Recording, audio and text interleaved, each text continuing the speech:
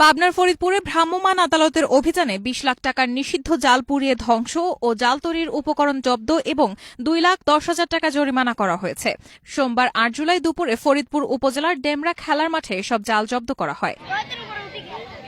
ভ্রাম্যমাণ আদালত সূত্রে জানা যায়, অভিযানের শুরুতে উপজেলার হলদারপাড়ায় চায়না দোয়ার জাল সিন্ডিকেটের প্রধান পরিতোষ হলদারের বাড়ি, ডেমরা পূর্বপাড়া গ্রামে স্থানীয় মিজানুর রহমান, সেলিম প্রামাণিক, বাবু প্রামাণিক ও মিরাজ প্রামাণিকের বাড়িসহ বেশ কয়েকটি বাড়ি থেকে বিপুল পরিমাণ চায়না দোয়ার জাল ও জাল তৈরির উপকরণ জব্দ করা হয়। এরপর ডেমরা বাজারের একটি কারখানা থেকে চায়না দোয়ার জাল তৈরির সুতা, পাইপ, রড ও বিপুল পরিমাণ সরঞ্জাম জব্দ করা হয়।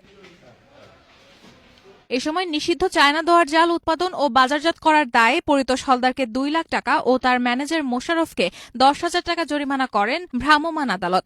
শেষে প্রায় ১০০ বস্তা নিষিদ্ধ চায়না দোয়ার জাল ও বিপুল পরিমাণ জাল তৈরির সরঞ্জাম পুড়িয়ে ধ্বংস করা হয়। আদালত পরিচালনা করেন সহকারী কমিশনার মোহাম্মদ সানাউল মোর্শেদ। এ সময় আরও উপস্থিত ছিলেন উপজেলা মৎস্য কর্মকর্তা সুজিত কুমার মুন্সি, ফরিদপুরে থানা সহকারী উপপরিদর্শক মোহাম্মদ শাহানুর রহমান সহ অন্যান্যরা।